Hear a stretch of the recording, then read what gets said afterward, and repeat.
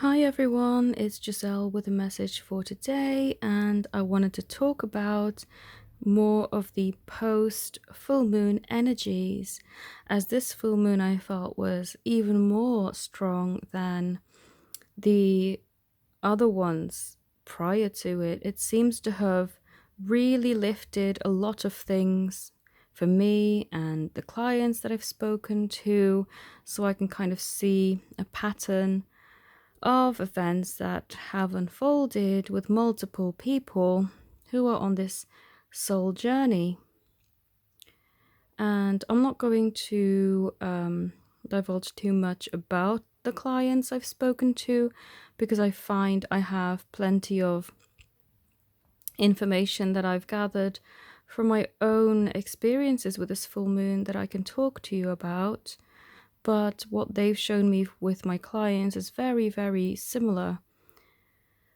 And so the first thing that came up is healing what I thought was already resolved, but going even deeper into the layers, really digging deep into childhood, getting rid of childhood trauma, childhood pain, really deep rooted, painful issues, particularly regarding terms that brought up really painful or bad feelings.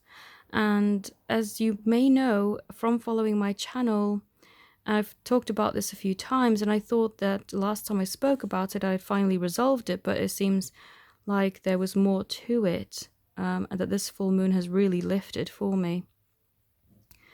As being born a medium was very hard for me because I didn't have many people in support of my gift, mainly because people didn't understand it.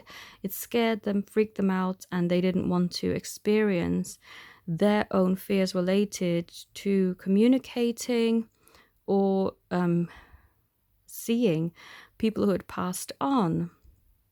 And because of this fear, people would actually try and shut me down. They would send me to Sunday school and try and brainwash me to think that this gift is something evil, when in fact it's something that God gave me. I was born with it. I didn't choose to have it. I didn't decide to one day dabble and, evoke some sort of being.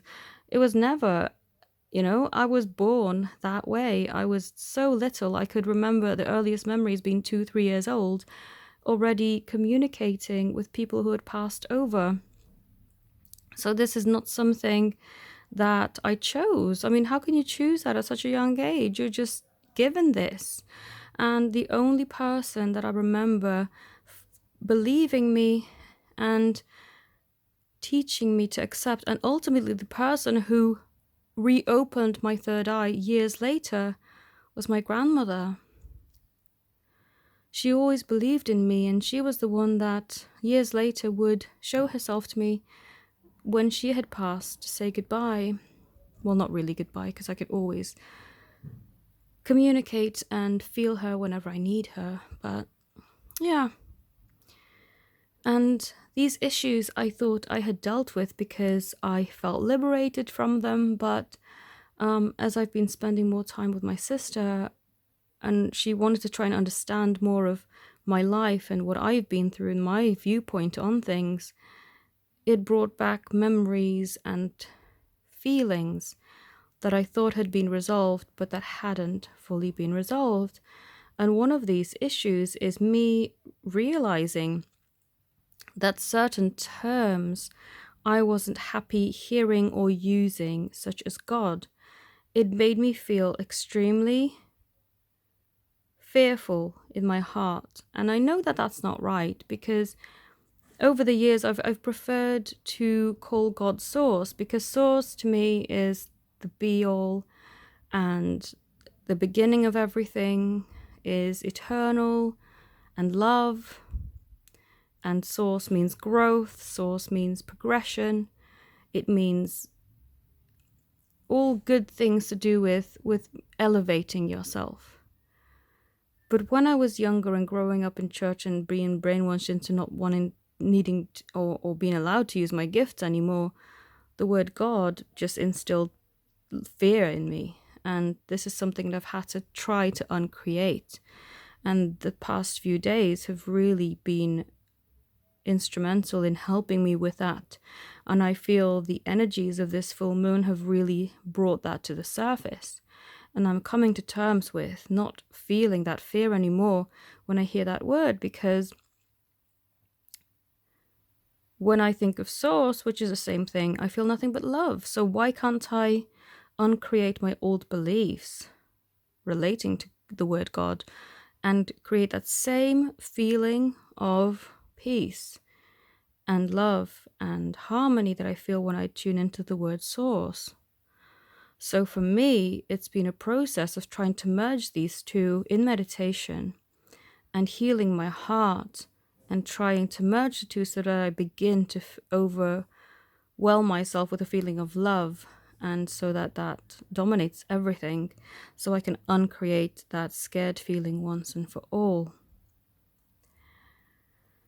And I would still not say I'm a religious person. I don't feel that that's my path, but I am definitely more in tune, more spiritual, more aligned with source, with the energy, with love,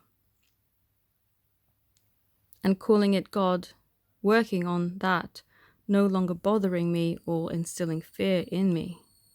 And it's really sad to me that religion has done that. I know not all religious people may experience this, but certainly the more fanatical ones that threaten with, hellfire and brimstone, they're certainly instilling the living fear into people. And it's sad. It shouldn't have to be that, but yeah. So that's been one of the things. And the other thing I've realized is I've had to clear even more past relationship trauma. Although I thought I had cleared it, I'm still experiencing, again, trigger words that would make me feel that unresolved. It's not as strong as it was. It's not actually fear anymore because I've resolved a lot of the fear. It's actually more of a, I was trying to think, a discomfort, I guess is the word I'm looking for. And this is linked with the word fiancé. Because my first relationship, I was once stupidly engaged, and it was a horrendous experience. The person was extremely abusive, and sadly, I couldn't understand for years why I had attracted that into my life. I'm not going to get into it because it's something very personal, but I realized why I attracted it and what lesson the universe wanted me to learn from that and how to break that karmic cycle. Because if you haven't noticed, if there's something that keeps coming back in your life that you don't want, it is a karmic cycle. And unless you break the cycle, you learn your lesson and you break free from that karma, it's going to keep going round and round and round and round. And so I finally feel like I have broken free from this karma, and it is for me to accept the word fiancé as a nice word, as a romantic word, as a word that is a good thing, It's not bad to be engaged, and I've wanted to be engaged for the longest time to the love of my life, and I guess stupidly didn't realize that one of the barriers was me just feeling that unhappiness about the word fiancé. And so I've had to again correlate that with feelings of joy, with feelings of happiness, with feelings of feeling good. Because I remember even years after I'd broken up from that person, I'd met a female friend who just got engaged, and she kept referring to her guy as now her fiancé, and it made me cringe. And she even looked at me and said, what's up? Something's wrong, something is up. What is wrong? Every time I talk about my man, you're cringing or looking like you're uncomfortable. And I said, it's the word fiancé. I'm sorry. I'm so happy for you. I truly am. But that word is just doing something to me, which again, I never bothered to resolve because I hadn't gotten engaged again since. And I thought, you know what, if I'm going to get engaged, it's going to be to the love of my life. But then, I had long-term relationships in between, just not gotten to the level of engagement, which is absolutely ludicrous, thinking I've been with someone for nearly a decade, never. But again, that's something in the past, not worth delving into. but it made me realize I still feel bad when I hear that word. So again, I'm working on healing that. And I'll give you a little technique that I actually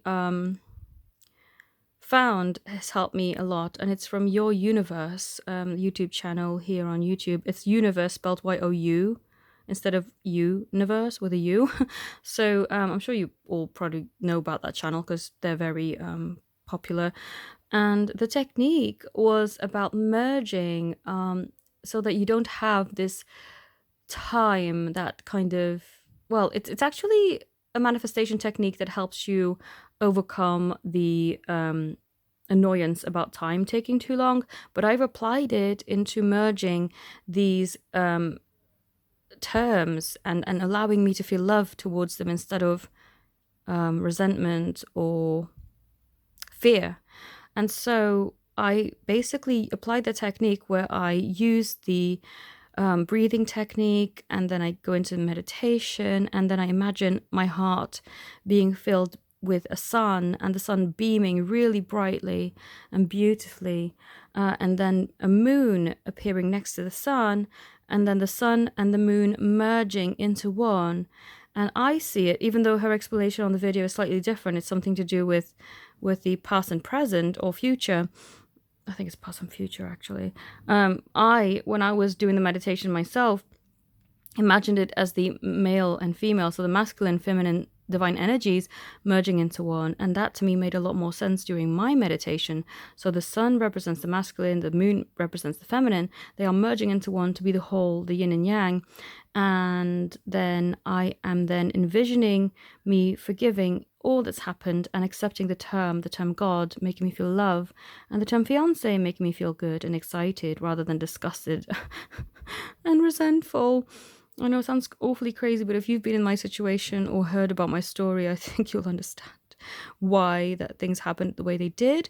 But I feel that this full moon has truly helped me to manifest healing, deep inner healing that I needed from these things from my past. And so once again, it peels back a layer that needed to be resolved so that I can move forward in my future and get engaged happily and peacefully and not have these woundings causing me to feel blocked or stagnant.